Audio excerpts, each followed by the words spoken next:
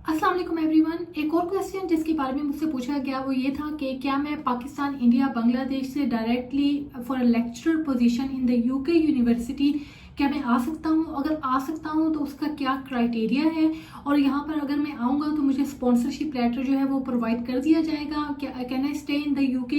तो इन सब क्वेश्चंस के लिए, और इसके अलावा कि सैलरी क्या होगी और क्या सैलरी पैकेज है उन तमाम एम्प्लॉयज़ का जो कि एज अ लेक्चरर पोजीशन अपनी किसी भी इंटरनेशनल कंट्री से यूके में आते हैं फॉर अ लेक्चरर पोजीशन, तो उनका क्या सैलरी का पैकेज उनको प्रोवाइड किया जाता है।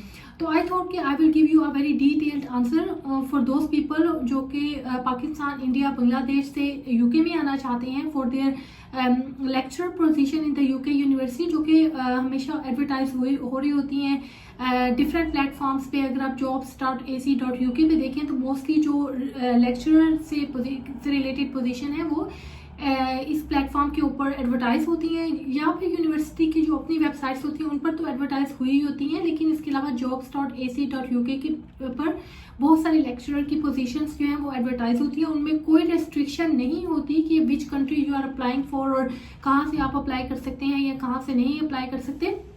तो you can there are so many positions related to lecturer, senior lecturer positions in the UK.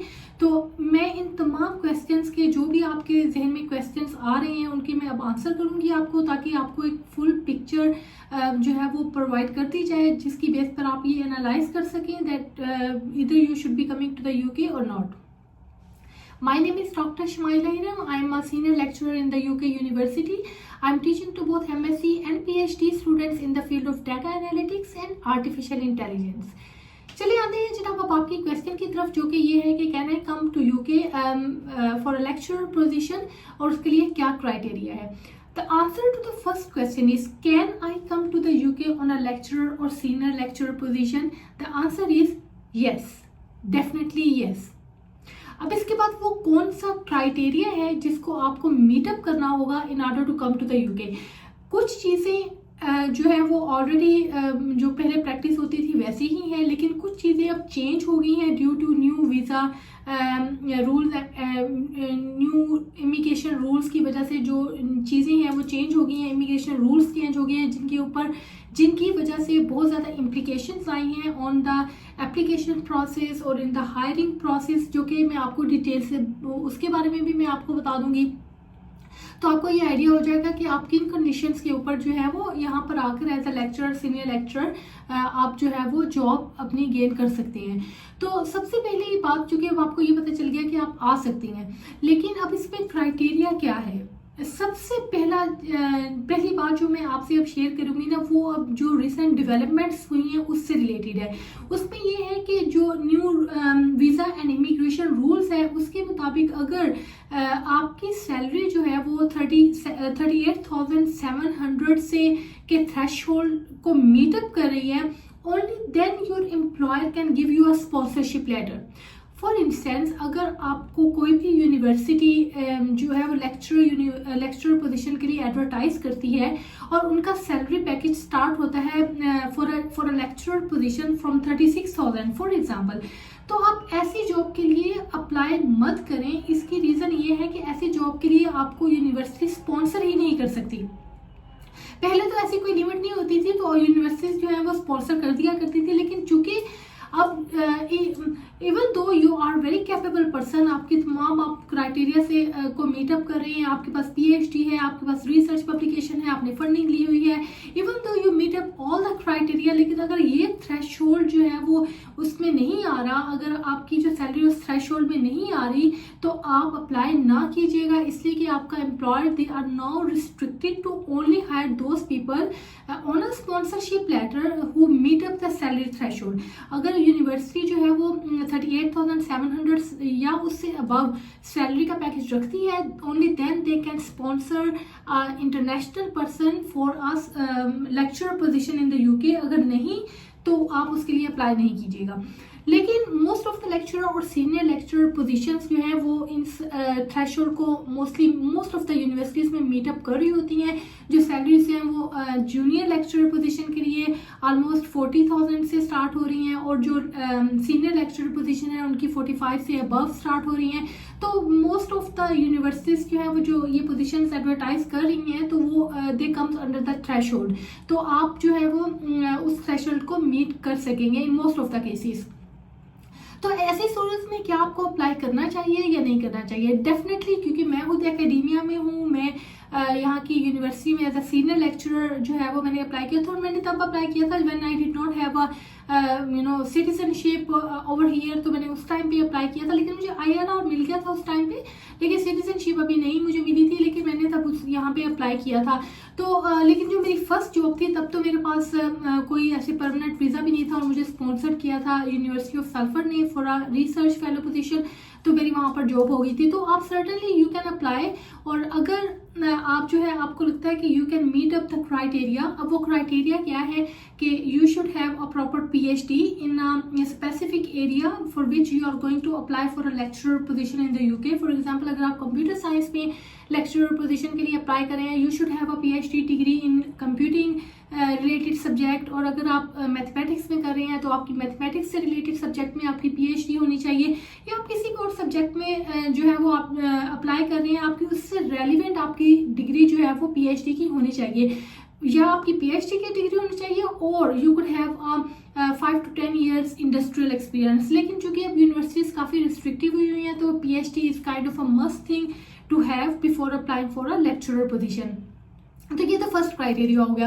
इसके अलावा जो सेकंड क्राइटेरिया जिसकी बेस पर यूनिवर्सिटीज़ जो है वो बहुत ज़्यादा एप्लीकेंट्स जो है वो उनको हायर कर रही हैं, वो है कि आपकी अच्छी पब्लिकेशंस हो, हाई जो 4 स्टार जर्नल्स होते हैं, जिनमें जो हाई लेवल के जर्नल्स होते हैं, जिनकी प्रोफाइल काफ़ी स्ट्रॉन्ग होती है। अगर आपकी पब्लिकेशंस आपने उनमें पब्लिकेशन की हुई है और you have a number of publications which spread over the years, तो वो आपका एक बहुत स्ट्रॉन्ग पॉइंट कंसीडर होगा फॉर योर एप्लीकेशन। तो पब्लिकेशन इज अनदर थिंग। अगर आपकी अच्छी पब्लिकेशंस है इन योर एरिया, जो कि अब हमारे पाकिस्तान में भी बहुत सारे, पाकिस्तान, इंडिया, बांग्लादेश में भी बहुत सारे ऐसे इंस्टीट्यूट हैं who are promoting the research related activities, और जो कि पब्लिकेशंस को भी प्रमोट कर रहे हैं। And if you are coming from those universities, और तो आपकी डेफिनेटली पब्लिकेशंस भी होंगी, तो ये एक आपका प्लस पॉइंट कंसीडर होगा।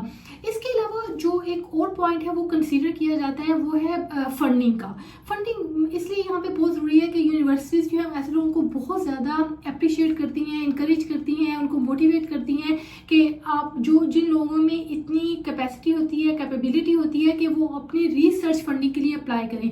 रिसर्च फंडिंग के लिए कहाँ से अप्लाई किए जाते हैं? बहुत सारी रिसर्च से रिलेटेड एजेंसीज हैं, जैसे EPSRC है और ECR है। इसके अलावा और बहुत सारी फंडिंग है, छोटी बड़ी फंडिंग स्कीम्स हैं जिनके लिए आप अप्लाई कर सकते हैं फॉर फंडिंग। और अगर आप अपने मुल्क से आ रहे हैं, पाकिस्तान, इंडिया, बांग्लादेश से, और वहाँ की ऑर्गेनाइजेशन से कहीं से आपने फंडिंग जो है वो रिसीव की है फॉर योर प्रोजेक्ट्स, और आप वो शो करें कि how capable you are that you can get the funding, that's the biggest point in your application. ऐसे लोगों को बहुत ज़्यादा एडवाइज किया जाता है UK में, जो कि जिनके पास फंडिंग की एक्सेस हो, जिनके पास कोई फंडिंग अवेलेबल हो, या जिन्होंने प्रीवियसली फंडिंग ली हो, that actually shows them or demonstrate them an evidence that you are capable of applying for a research proposal to get the funding। तो एक ये further criteria हो गया in order to get a funding और in order to get a lecturer position।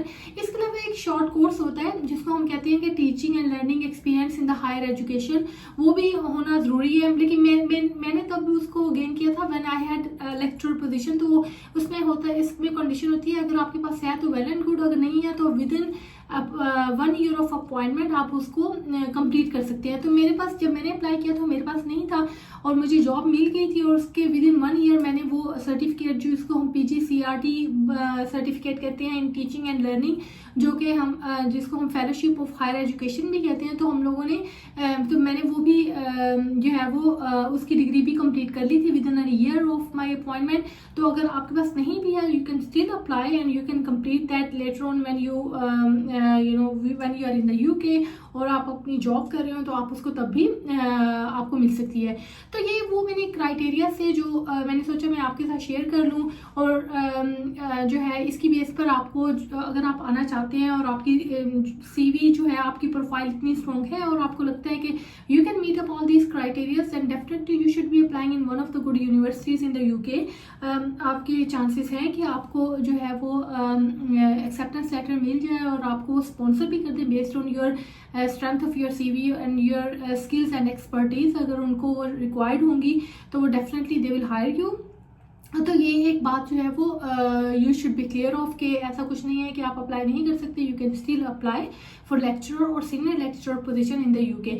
अब एक और बात आ गई कि चैलेंजेस क्या हैं या क्या नहीं है, तो वो देखिए हर कंट्री के एक अपने चैलेंजेस होते हैं। Most of the one of the biggest challenges that we have to face being in the UK, क्योंकि हमारी एक्सटेंडेड फैमिली जो होती है वो हमारे साथ नहीं होती। तो अगर आपकी फैमिली है, आपके बच्चे हैं, आपके यू हैव चिल्ड्रन, तो उसके लिए आपको फिर प्रॉपर अरेंज करना होता है, चाइल्ड केयर फैसिलिटीज़ को अरेंज करना होता है, ठीक है। तो वो एक अलग से एक चैलेंज है जो कि फेस करना पड़ता है आपको, क्योंकि अपने कंट्री में आ रहे हैं और आपको यहाँ पर जो है इस तरह की वो फैसिलिटीज़ तो अवेलेबल नहीं होगी जो हमारे मुल्क में, पाकिस्तान वगैरह में होती है।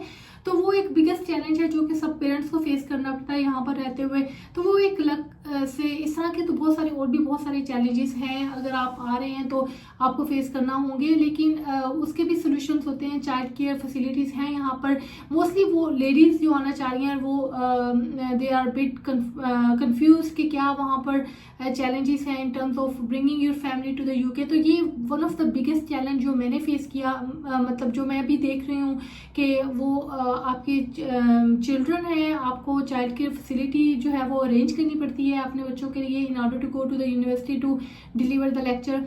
इसके अलावा और कोई ऐसा चैलेंज तो नहीं है, जो कि हर एक कंट्री के अपने चैलेंजेस तो होते ही हैं। With the passage of time हम यूज टू हो जाते हैं उन चैलेंजेस को फेस करना, उनको रिजॉल्व करना। It becomes like a second habit of us, कि मतलब हम उसको हमें पता होता है कि हमने उनको किस तरह से रिजॉल्व करना है। शुरू में मुश्किल होती है, लेकिन आहिस्ता आहिस्ता आप यूज टू हो जाते हैं उस लाइफस्टाइल का। तो teaching is still a very comfortable domain, जहाँ पे लड़कियाँ अप्लाई करती हैं, लड़के अप्लाई करते हैं हमारे कंट्री से। तो with the passage of time चीज़ें चेंज हो रही हैं। अब जो है पहले कम रिसर्च को भी मतलब प्रेफरेंस दे दी जाती थी, लेकिन अब रिसर्च से रिलेटेड बहुत ज़्यादा एडवांसमेंट हो चुकी हैं। लोग बहुत ज़्यादा प्रेफर करते हैं उन एप्लीकेशंस को जो जिनकी रिसर्च ज़्यादा स्ट्रॉन्ग है। तो ये एक डेफिनेटली एक चैलेंज है उन लोगों के लिए जिनकी रिसर्च प्रोफाइल इतनी स्ट्रॉन्ग नहीं है। लेकिन अगर आपकी नहीं भी है तो आई वुड रिकमेंड यू कि आप अभी से पेपर लिखना शुरू कर दें। आप ग्रेजुअली अपने पेपर्स की नंबर इंक्रीज करें। देखिए अगर आज नहीं तो एटलीस्ट कल परसों जब भी आपको दोबारा अपॉर्चुनिटी आएगी, you can still able to apply. तो कहीं से तो आपको स्टेप लेना है। तो समटाइम्स हम बहुत शॉर्ट टर्म्स प्लान बना के बैठे हुए होते हैं और उनके मुताबिक सोच रहे होते हैं, और अगर वो फुलफिल ना हो तो हम कहते हैं कि नहीं, यहाँ पर हमारा फ्यूचर ही नहीं है।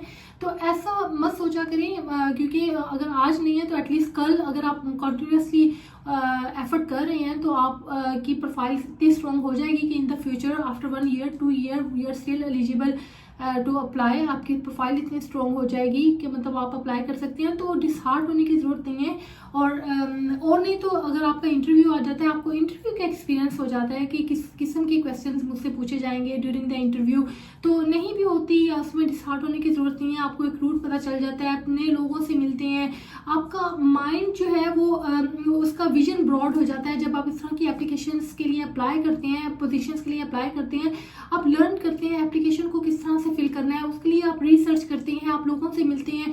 देखिए all these things actually broaden your vision, और आपकी जो एक कैपेसिटी है उसको ब्रॉडन करते हैं, आपके रिसर्च को ब्रॉडन करते हैं, ताकि आपको पता चले नई चीज़ों के बारे में। तो इवेंचुअली इस लर्निंग का आपको किसी एक स्टेज पर जाके ज़रूर फ़ायदा होता है।